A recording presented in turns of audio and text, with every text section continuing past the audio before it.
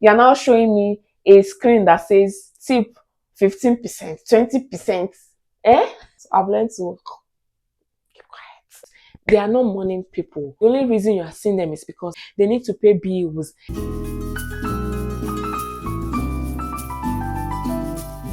So what do you say if somebody coughs beside you? You know, for sneezing, we know to say bless you. For some people that wants to say that. But if somebody coughs beside you, what do you say to the person? If you're a Nigerian, what do you say to the person? In today's video, I'll be sharing with you some of the words or some of the things I've been used to doing from Nigeria.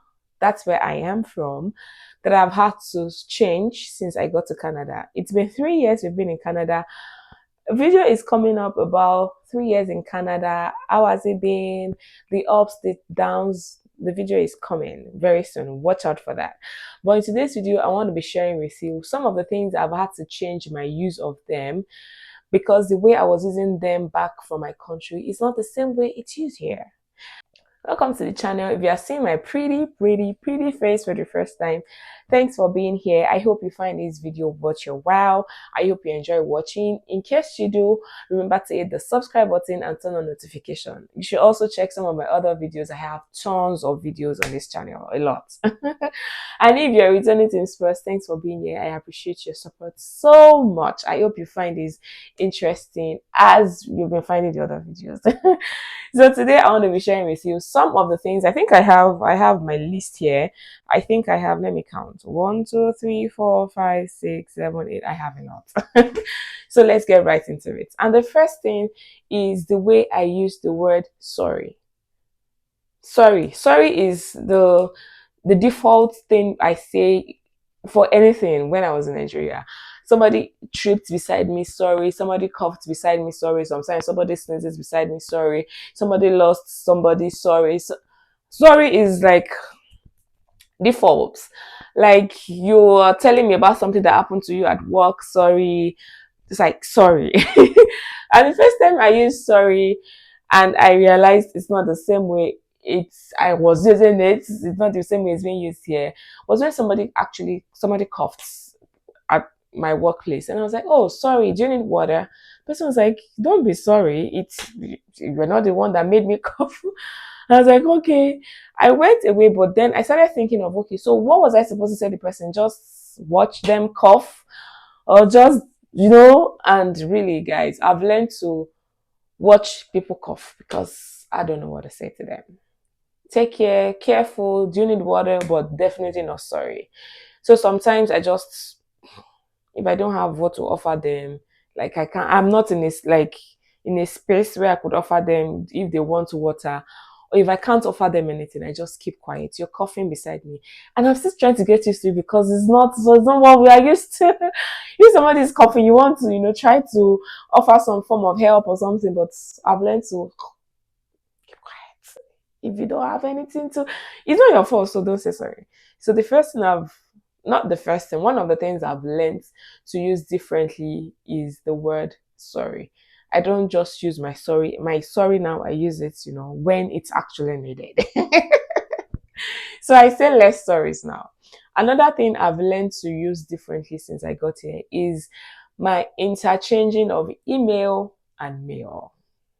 So back in Nigeria, we rarely receive mails, like mails delivered to our houses. We rarely receive mails, and we call it package. A package was delivered. We don't call them mail. We call them packages.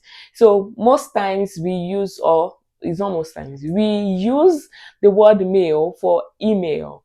Like if I'm emailing you something, I say I've mailed it to you. Check your mailbox. Check your mail. Like and mailbox actually, since I got here, is the physical mailbox. If it's email, it is email. If it is a mail, if somebody says, I sent you a mail, then it's something that was delivered to your location. So it was at work one time, just talking to somebody, and I said, oh, I will mail it to you. And the person said, oh, you don't have my address. And I was like, no, I mean, I'll send it to your email. The person, oh yeah, email, not mail. And then since then I started, being careful about when, and I think I'm used to it now. I don't interchange those words anymore. Mail is mail and email is what you get in your email address. One other thing I've learned to get used to, guys, is that for items that are not food, especially like if what I'm buying from a store is not food, then I should know that whatever price I see on the counter is not what I will be paying when I get to the cashier. Because at the counter or on the shelf, the taxes have not been factored in. The taxes will be factored in at the point at the counter where I'm paying. On the shelf, the price I see, if the item is not food, the price I see is without the tax.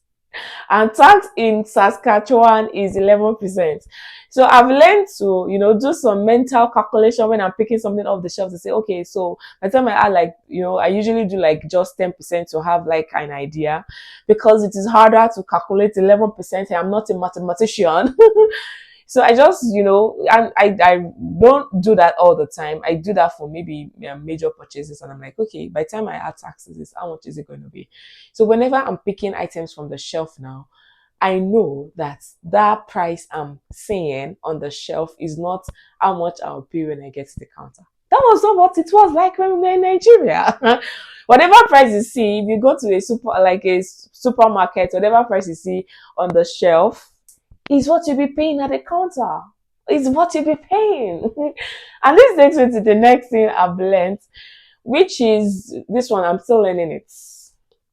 The tipping culture. Because tell me why I come to you for a service, and after you have calculated how much the service costs, you're now showing me a screen that says tip 15%, 20%. Eh? I'm still getting used to that. I still don't tip everywhere I go. Like I tip sometimes, because it's not compulsory. I know that there are some places, like some restaurants, that get the side eye, the bombastic side eye if you decide not to tip. There are some places you go and you're not forced to tip. It's just the culture. It's just the thing here. And yeah, you get the side eye if you don't tip in some places. But I don't care. It's my money. If I don't want to tip, you cannot use bombastic side eye to take money out of my pocket. So I'm still learning that actually. I've had to tip, when I felt like, yeah, a few times when I felt like, oh, this service was really nice. I liked it. I liked the outcome. For sometimes when I go for my manicure or pedicure and I feel like, oh, the person that attended to me was extra nice and all that. Abby was good. Well, I like the something like that. I've tipped a few times, but I'm still learning it. I don't know when I'm going to be able to fully immerse into the tipping culture, but it's not something I can give you, but it's not like expected that I have to, what's the entitlement for? But that's the culture here, and I'm still learning it. I'm not that person that tips everywhere I go. I'm still learning it. So talking about the prices of things you see on the counter, not on the shelf, not being the same as you pay at the counter, I have also learned that there are some items you buy, if they are packed with recyclable items, for example, your juice boxes, your wines, your bottled water, those things, you are charged extra for the recycle. You are charged extra for recycle. So if you live, for example, I don't know if that's the same way it is in every province, but in Saskatchewan, for bottles, for your juice boxes, your wines, there's an extra charge for recycle. So if you live in Saskatchewan, for example, we have like recycle centers everywhere. So you should be recycling those things because you paid something extra when you were buying that thing, in case you forgot to look at your receipts. Sometimes I used to look at the receipts. How come those small things I bought ended up to be this plenty money? In case you forgot to look at your receipts, if you bought something that you could recycle the package that it came in, you will have paid something extra for recycle when you paid. One other thing I've learned is that some people don't like to be greeted good morning when you see them. It's not because they are racists. It's not because they don't like your face. It's not because they don't like you as a person. It's not because they hate you. It's not because they see that you are beneath them. It's just they don't like to be greeted. And it took me a bit to understand this because I'm like, how will you enter a place and you cannot say good morning? Okay, you did not say good morning. And somebody is saying good morning to you. You cannot even respond. What kind of bad character is that? Okay, so I used to see it as bad character. I used to get I used to get like pissed off about it that why am I greeting you and you're not answering? Are you racist? Did you know that in the club we are all fam? If you know that, if you have seen that reel, let me know in the comments. Like, are you before when when I greet some people and they don't respond, I just tell me to be like, it's because I'm an immigrant. It's because yeah, this is me being in this place we are vulnerable. We don't used to say things that we don't used to act as if we are. I used to think this person is not responding to my greeting because he's a racist, is because I'm an immigrant. But as time went on, I realized that, babe, it's not everything that happens that is because of racism. Some people are just like that. There are people. Some people are not. I did not understand that.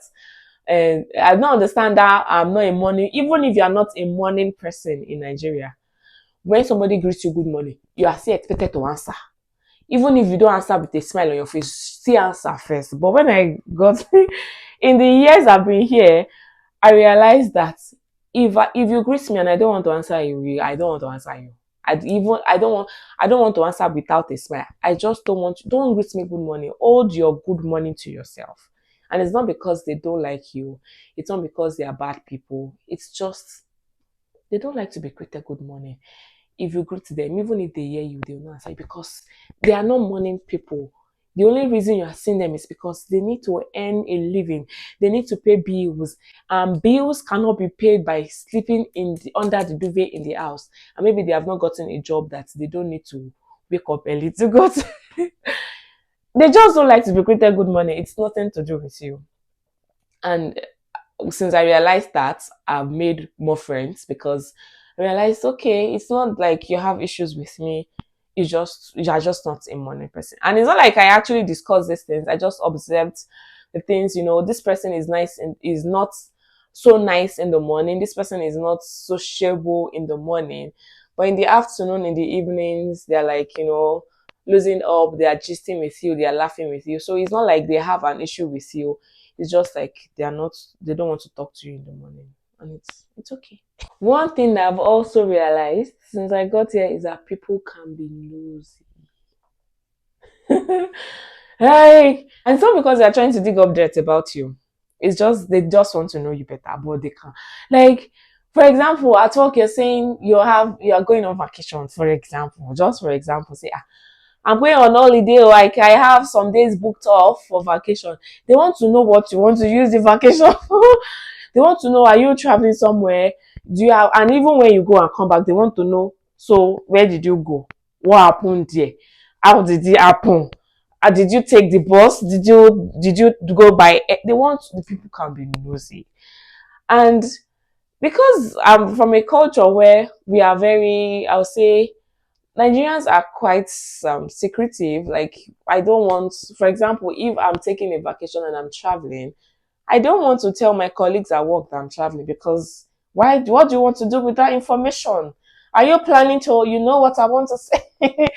What is your plan with that information? But here, people want to know everything. They want to know how many kids you have, how old are they, what school are they, like maybe not what school are they attended because really that's too much of why do you want to know the school my children attended? But people can be very nosy, like ask questions that you be like, and that's why I think the most people that have experienced this are the pregnant immigrants people. Like they want to touch your tummy, they want to ask you the gender of the baby, they want to ask you your due date, they want to ask you all kinds of questions and all that. But I've realized since I got it that people can be nosy. And at the end of the day, it depends on you on what the level of or how much information you want to divulge because nobody will put their hands in your throat. They will ask you the questions and you can just, give as much information as you want to. You are not forced to give more than you want to. If they ask you how was a vacation and your answer is it was good. So where did you go? You're like, no, the way you respond will also, well, hopefully the person that you are talking to is somebody that can catch, what's it called? That is able to catch, read the room, so to say, in case there's some information. Or you can even say, oh, I would rather not talk about it or whatever. Like, but people can be nosy. Where did you go? How's your weekend? What did you do over the weekend? Like, it's a lot of unlearning to do because that's what I'm used to. In the morning when I get to work in Nigeria, oh, good morning, good morning. How was your weekend? It was good. It was good. We get on with our day. But it was good is not enough for some people here. This one may be weird, but one other thing I'm learning to do is the fake smile. Yeah. You know how you greet some people, maybe, and this happens majorly with people, maybe like strangers. You're just passing by on the road, and you greet somebody, and the person just say, and you say, "Good morning." The person say, "Morning." Even now that I'm doing it, I find it funny. Like, how do you go from like in 2 seconds or maybe 1 second? Good morning, morning, morning. So I'm learning to do that. So like, I don't want to waste my smile on somebody that does not want to waste their smile on me. But I don't know. Maybe it's not something I should be learning, but it's something they do here. So I don't know if I'll be able to if learning that will stick, but I don't know. That's also something I've seen happens a lot. Like you maybe not a lot. I've had this happen. This has only happened to me with strangers, like people that are not maybe not stranger, people that I don't really have any kind of deep relationship with, that's the first thing somebody did to me. I was like, what was that? What was that? Uh-uh. And it was like right in your face.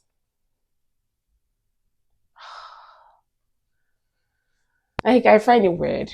I'm learning to do it, but maybe I should not be learning to do it because it's weird, right? Let me know. Do you think it's weird to be learning to do fake smile? And the other thing I have learned since I got here is that there is no African time in Canada. African time did not reach here. And sometimes it happens that some people will say that some people will book doctor's appointments, and they'll get to the appointment late. Yeah, it could be for some people that could work for them because I know that for some hospitals you have to wait a bit before you see your doctor. Even if you fix appointments, you still have to wait like 30, 45 minutes before. If the doctor say come at 1, the earliest time you are thinking of seeing the doctor is like 1:30, 1:45, or 2 p.m. Sometimes you have to wait for that long. But I've never had to wait for that long if I book appointments. I think this has to do with the how busy the hospital you use is. I've never had, like, the maximum I've had to wait, I think, is 5 minutes. Some people will book doctor's appointments and still get there late, 30 minutes. And I think for such things, they usually say that if you don't cancel the appointments before 24 hours, they'll charge you. I don't know how the charge is done because I've never been charged. But I heard somebody that was saying that she was charged, and she had to like maybe call them back to say she called because you need to give a 24-hour notice if you don't want to be charged. So African time no reach here. If you fix appointment for something, if you're not going to be able to make it, you should call ahead of time to say, oh, I'm sorry, cancel this appointment. Especially if it is something like doctor's appointment, they will charge you. They don't send you. They will charge. So I'm learning to call, before is we have come, we have come. But I'm learning to, give that, that courtesy call to say, oh, I'm sorry, I'm running late. Even as much as I'm running, oh, I'll be there, but I'll be like 10 minutes late. I'll be like 5 minutes late. It's a culture I'm also learning, which is a good one. I like it. It's kind of like how it makes me feel when I'm texting to say, oh, it's not like I like it. It's not like I just like how accountable I'm getting now to say, oh, I'm running late. I'll be about 10 minutes late. just wanted to let you know. Like, that was not me before. What? 10 minutes. 10 minutes is not a lot now. In fact, the appointment I'm going for, that was back home in Nigeria. Maybe I will not even, get to start until maybe in an hour's time. So 10 minutes is not. But I've learned to, keep to time, African time, not rush here. And those are the things I'll be sharing with you in this video. I hope you enjoy watching. If any of this resonates with you, let me know in the comment section. If there's something you have learned, a word you have learned to use in a different way, something you have learned since you relocated as an immigrant to any of the Western countries, UK, Canada, US, Australia, wherever, let me know in the comments. Let's have a conversation in the comment section. Thanks for watching, guys. Until we see in the next one, have a beautiful life. Bye.